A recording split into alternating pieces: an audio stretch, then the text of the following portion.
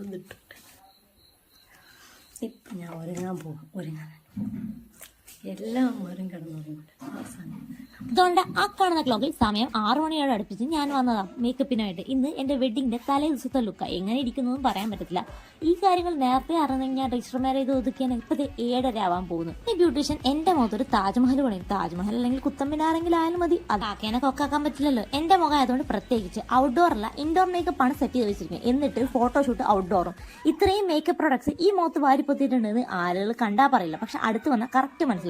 പിന്നെ പറഞ്ഞിട്ടൊന്നും കാര്യമില്ല, എന്റെ വീഡിയോക്ക് ഞാൻ തന്നെ ക്യാമറാമാനും എഡിറ്റിങ്ങും വോയിസും ഒക്കെ ഞാൻ തന്നെ. വേറെ ആളെ വിളിക്കാൻ വയ്യാത്തോണ്ടാ, അല്ല പൈസയ്ക്ക് റൈറ്റൊക്കെ കണ്ടിട്ടാ. പിന്നെ ചെറിയ പരിപാടിയാണെങ്കിൽ ചെറിയൊരു 2500 പേര് മാത്രമേ വന്നിട്ടുണ്ടായി. പിന്നെ ചെറിയൊരു ഡാൻസും പരിപാടി എല്ലാം ചെറുതായതുകൊണ്ട് പരിപാടി കളവായി സംഭവത്തിൽ അത്യാവശ്യം നല്ല രീതിയിൽ ബഡ്ജറ്റ് കയറി വന്നിട്ടുണ്ട്.